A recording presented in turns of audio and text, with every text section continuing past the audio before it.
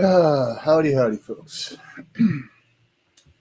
Nothing like being woken up from just barely getting to sleep with a horrific leg cramp to give you a great reason to go ahead and just start needing to randomly talk about stuff because now you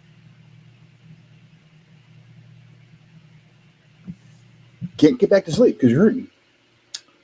Um, Medication has been consumed.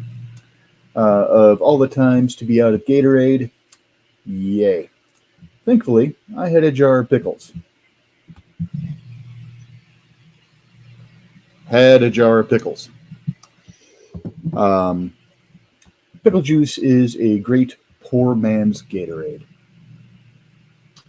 Um, so, uh, Sitting here and thinking about life in general, missing some folks who can't be here because they've gone before. Uh, for anyone who does not understand what I mean when I say they have gone before, I believe it or not, I'm a Christian. I do believe in Christ. I do believe in heaven. I do believe in hell. Um, and I believe that my loved ones who have passed on are waiting for me on the other side. Therefore, they have gone before. Um, it's a way of me of thinking of my loved ones who have passed on in a way that is not going to hurt as horribly.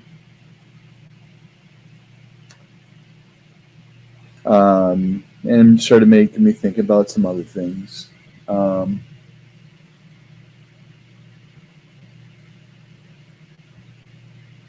I was born in the 70s. I was a child of the 80s.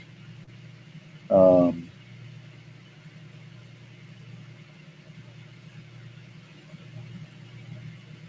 Technically, I still consider myself a child of that era now, or not necessarily of that era, because I'll always be a child of that era. I still feel my sometimes of me being a child as of now, because every once in a while I regress and I act in entirely childlike and foolish ways. And um, to the chagrin of some folks, to the delight of others, um, it is what it is. Um,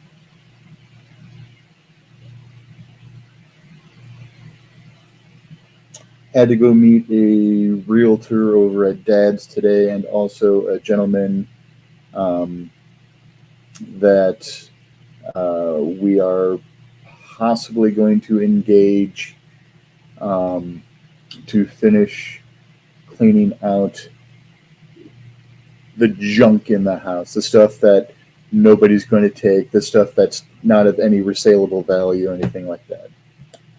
Um,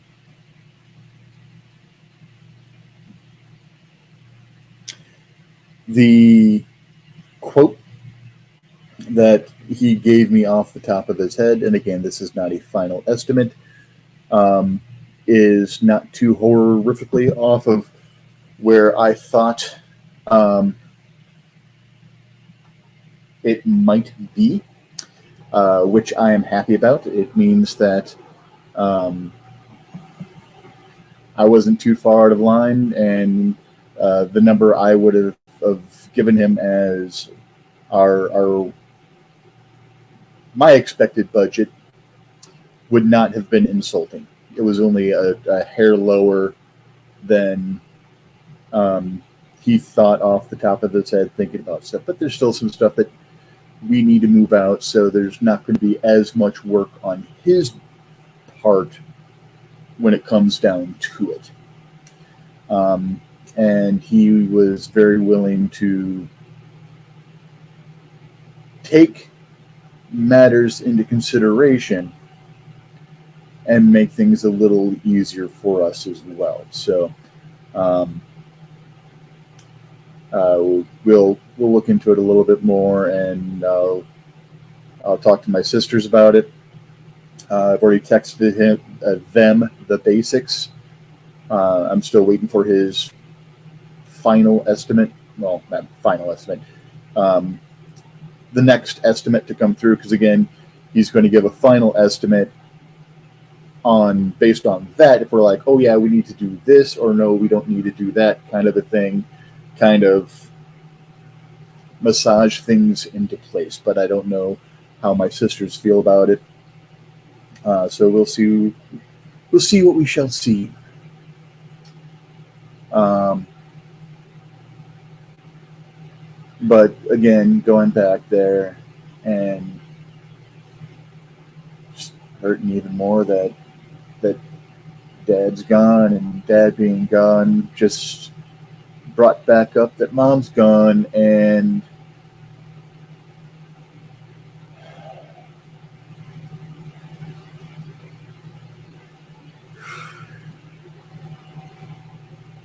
just hurts. Um, Hurts more than I want to think about it. It hurts more than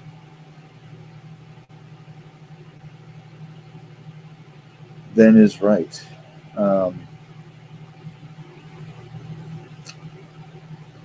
and it's actually that pain that is one of the reasons I decided to go live right now and talk and ramble at folks. So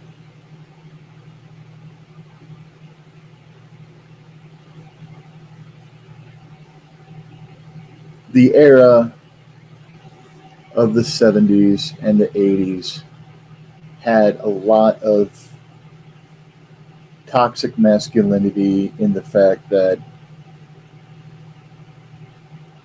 you are weak, you are worthless if you're a man and you show emotion. If you are hurting, um, you became something that is not worthy. So early on, I decided, okay, I don't want to be a man. I'll just be a dude. Um, and part of that has sunk into my psychology. Part of that, especially after becoming a husband and a father, um, don't let my wife see me weak. Don't let my children see me weak. Don't let my grandchildren see me as weak. Um, and that's not healthy. That is not good for one's mental well-being. And there's going to be a lot of men out there who are probably going to call me a little bitch and a little baby and a little crybaby and whatever. And feel free. Um, who's the childish fuck? The person that is feeling their pain, or the people who are mocking them and saying childish things about that person feeling pain. Um,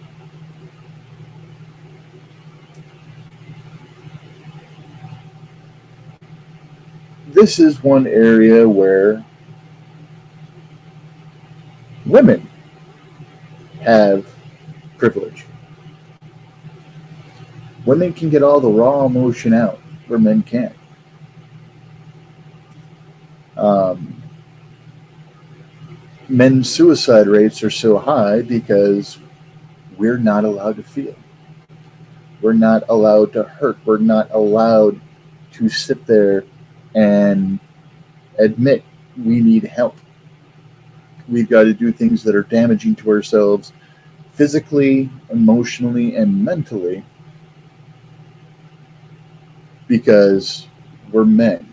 That's our job. It's our job to destroy ourselves. And yeah, it is what it is. And this is not an attack on women or anything like that. I'm saying I'm jealous because again, this is we don't realize our privilege.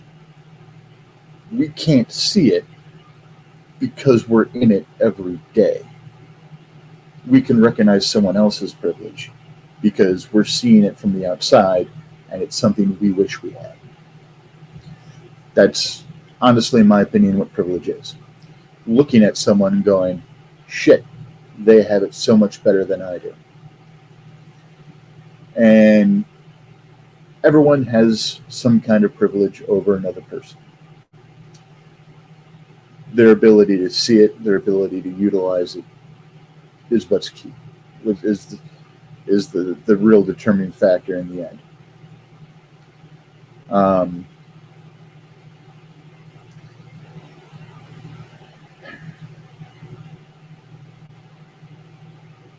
Guys, talk to your partners. Let them know how much you're hurting. Let them know how scared you are. If it's a person you are truly meant to be with and truly cares about you, it will make your relationship stronger.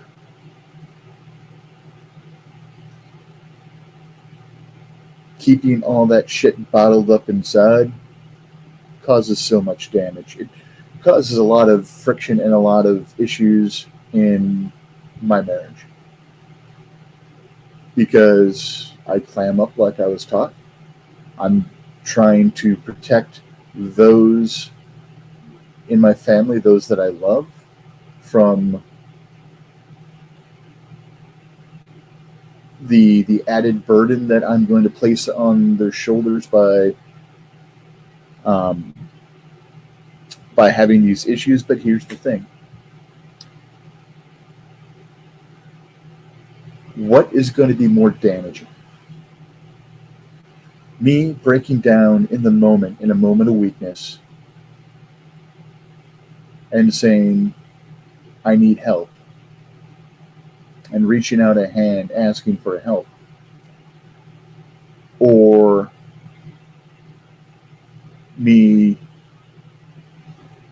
building up so much mental trauma and fatigue that I snap. And I I don't mean snap as in like the really bad sense and do something stupid, but you know, have a tantrum.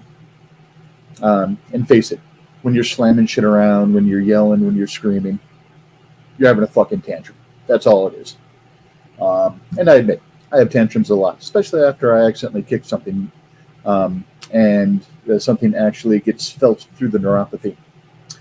Um, but, you know, doing something like that, or if it goes even further and it goes so far that the added stress causes me to have a heart attack or pass on, and I am out of my wife and children's life sooner than they expected, sooner than they want. So share it with your family, your friends, your loved ones. Um, and it can and should hopefully strengthen the bonds. I mean, um,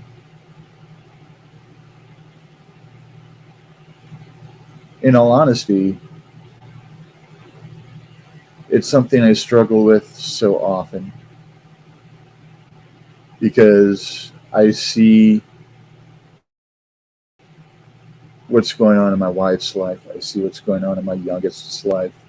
And I'm trying to take things off their plate, to share burdens with them, to make their load lighter.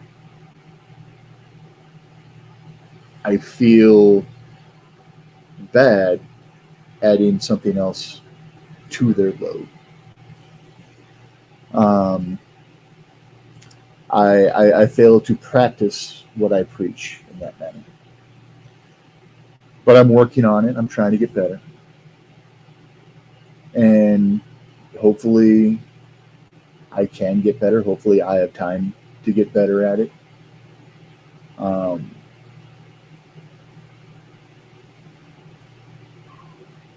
I'm afraid. I'm afraid I'm going to keep too much of this bullshit inside, and it's going to cause too much of a stress load, and I'm either going to have some kind of mental or health break that is going to cause a lot more damage in my family and friends' life. So tell the people that you love them. You never know when it's going to be your last minute. What's going to be your last minute? Yeah, well, that too. You never know when that's going to be your last chance. Whether it is um, your turn to punch out on the great time clock of life, or theirs. Um,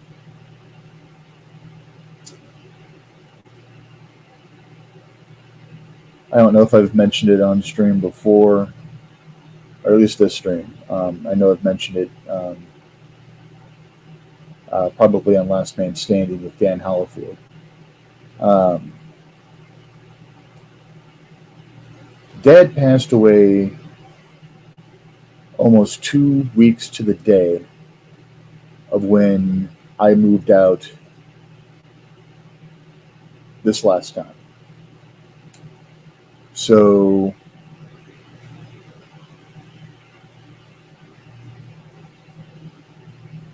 Misty, Crow, and I were living in a house in a town not so far away from where we currently live.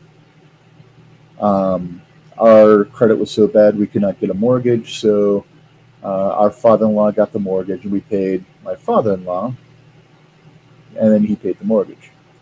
And this was supposed to be our place. My middle child had some issues. We let her and her boyfriend move in with us. They stopped paying us what they were supposed to. So we ended up getting two house payments behind. Managed to get the funds to pay off those two house payments, pay what should be the current house payment for that month. Um, we paid at the end of the month so that the house payment was made on the first of the month.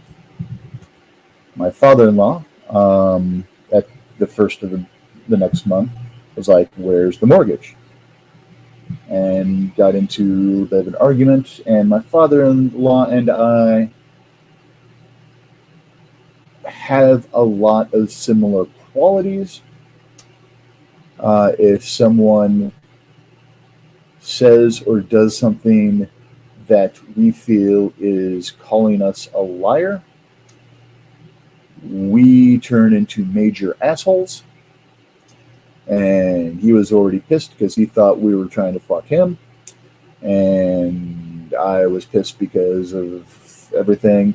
Things went south, and he's like, "I'm just going to sell the place." And I'm like, "You got to do what you fucking got to do."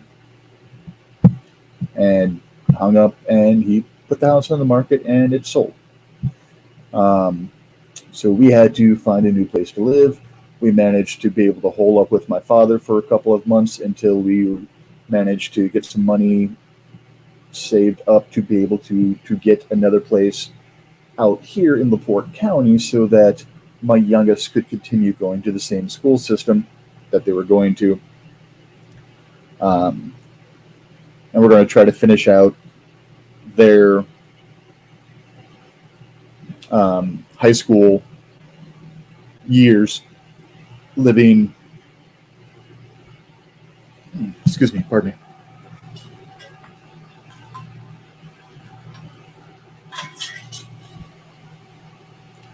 Sorry. Trying to finish out their high school years so that they're going to the same school. Um,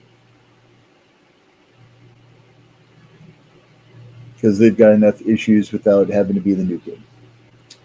But anyways, so we were there for a couple of months. We managed to get into this place. Misty and Crow get moved over here so that Crow could start going to school out here, because we were real tight there on that deadline there, and had to wait until some Comcast issues that we had were settled so that I could get internet here so I could continue to work from home.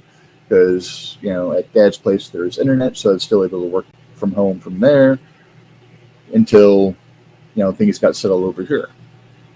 Soon as our internet was able to be installed, I installed it, and within a couple days, I moved here to be with my wife and kids. Well, youngest. My older two are out of the house. But 2 weeks later, got a call from my sister that I needed to head out to the hospital. And Dad passed.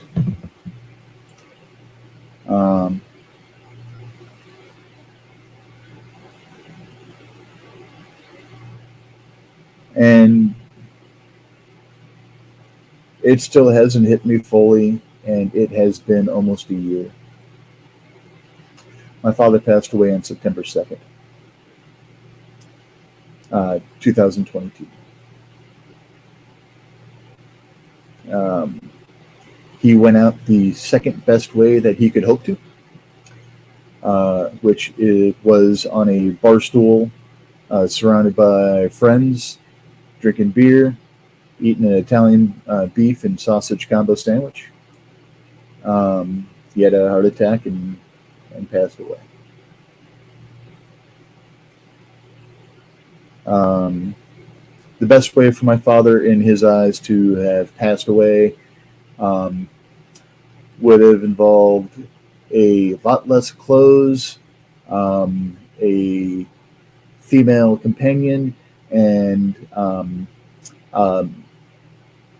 your imagination can take you the rest of the way there.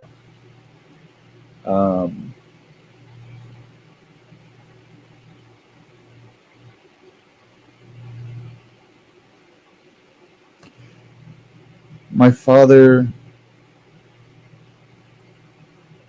and I really only connected after my mother passed away. He tried reaching out, I tried reaching out. We never were really good at it. Mom was always the translator. I always knew that Dad loved me. Dad always knew that I loved him, though we rarely said it to each other face to face back then, back when Mom was still alive. We knew it. We said it to each other occasionally. We said it through Mom most. Tell Dad I said I love him. Tell Richie, I said I love him.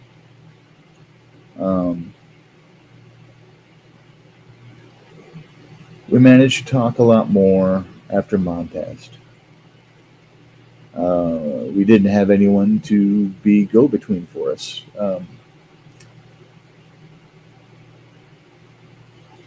We had some really good talks the last 2 months living at his house.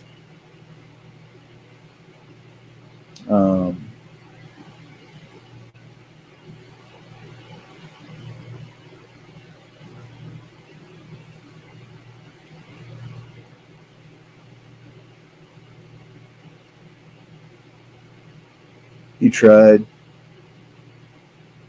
He did his damnedest. He did his best. For years, I've realized I've been becoming my father too much. Back in the days when we had a landline, If I called the house and got one of the kids and I needed to talk to Misty about something, I'd always be like, let me talk to your mom. And I realized I said it in the same cadence and with a hint of northern Wisconsin accent that made me realize, shit, I sound just like my father. Um,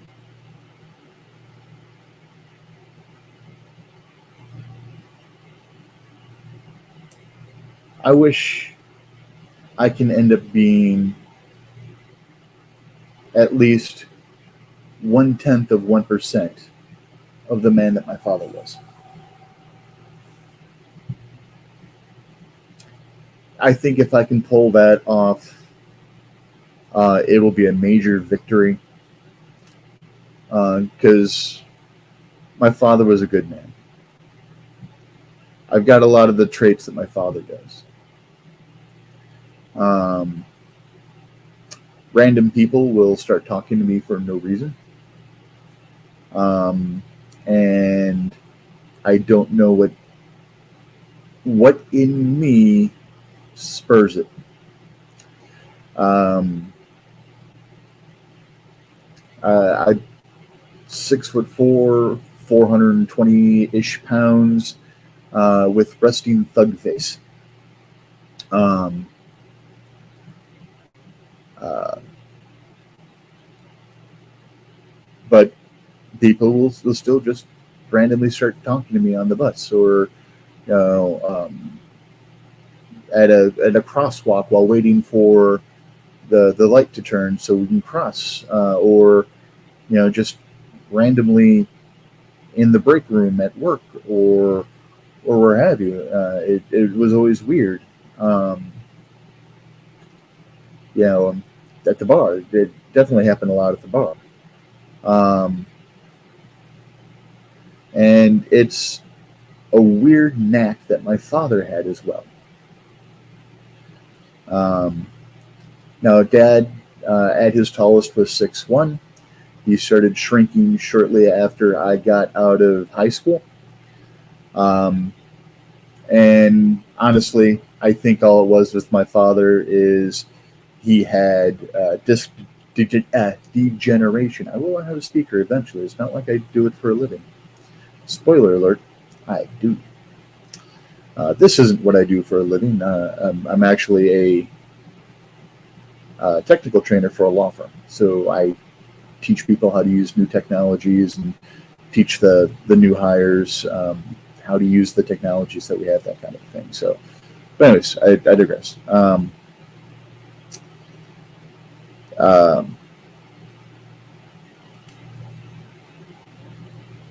so, um, where the hell was I even? Um, yeah, just random people just start talking about it, talking to us.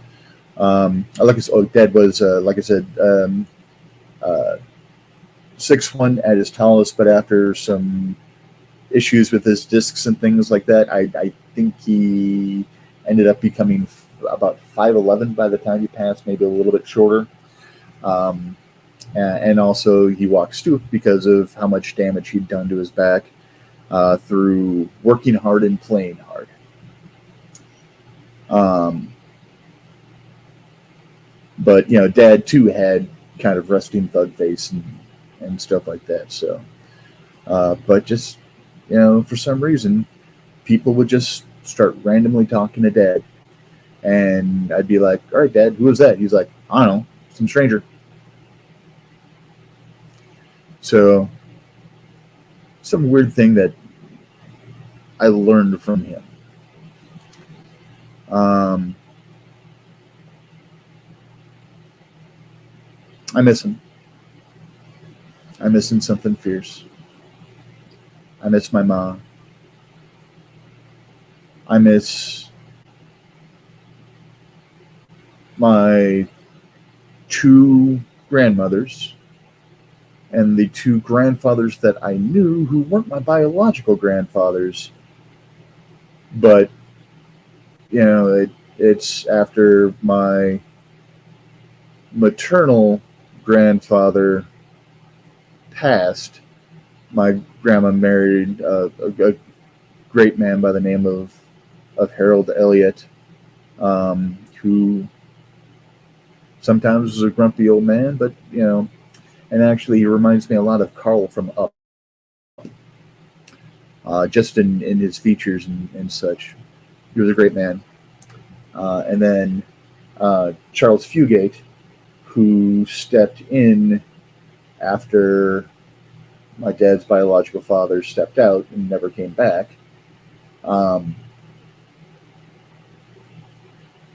it's the grandfathers I knew weren't my biological grandfathers, but they were great men who stepped in and became leaders and loves of the family. So, um, uh, host of aunts and uncles. It's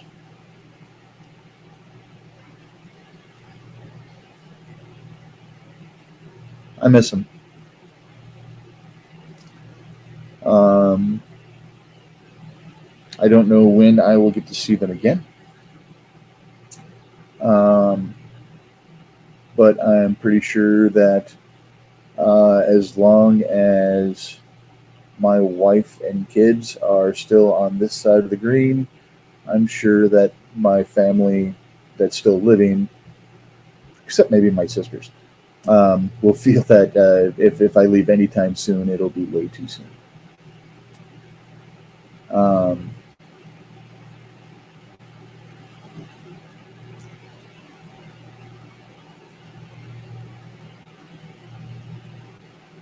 tell the people in your life that matter how you feel. Tell them what they mean to you.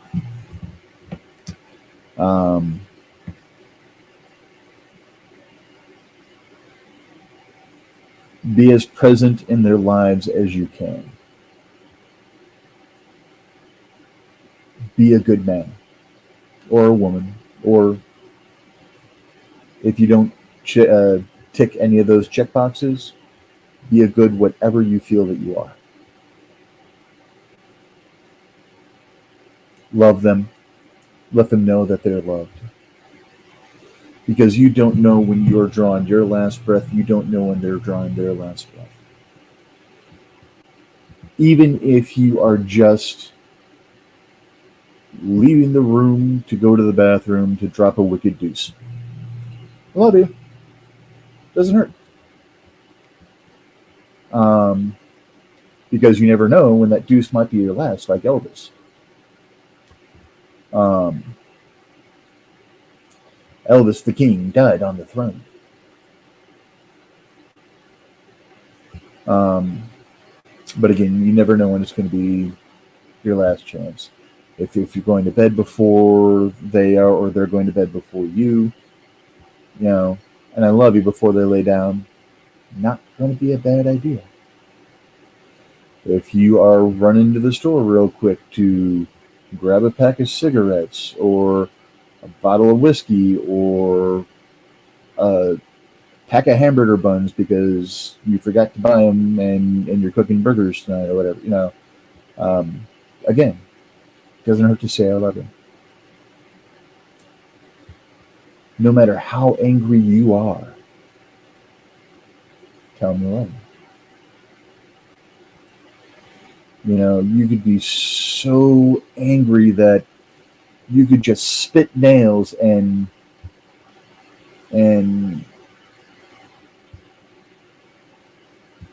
what have you. Make sure the last words out of your mouth before you walk out of the room to cool off or go for a walk around the block or whatever. Tell them you love them. Never hurts to reinforce that.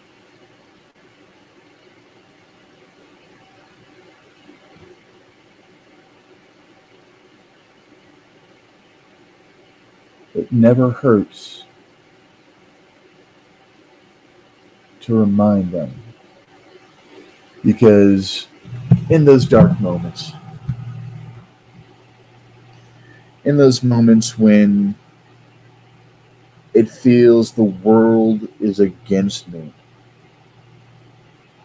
hearing my wife or my kids tell me they love me makes me feel like I can take on the world.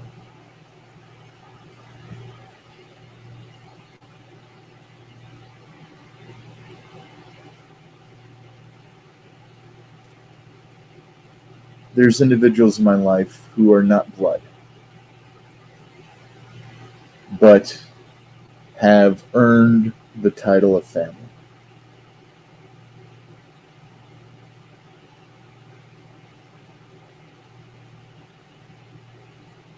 I've got no problems telling these people I love them.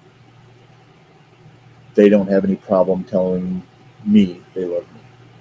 And again, it makes me feel like I can take on the world because I have people in my corner I know that have my back no matter what.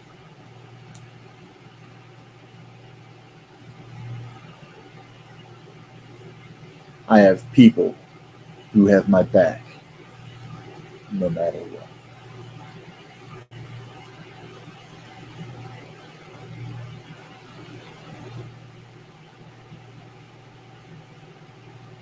Make sure people realize you've got their back no matter what.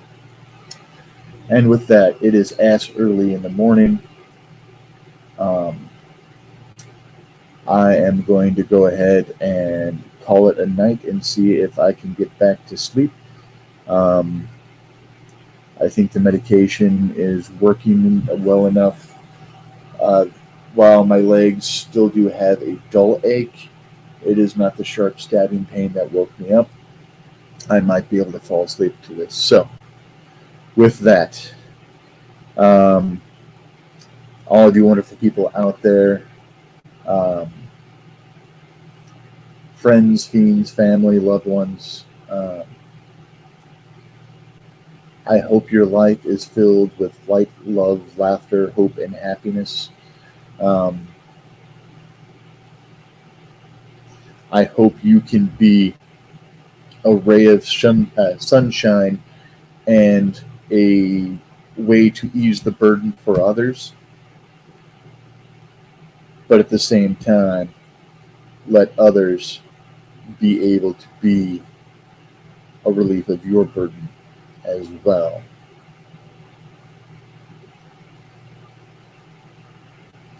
Have a great one. Good night. Love you all.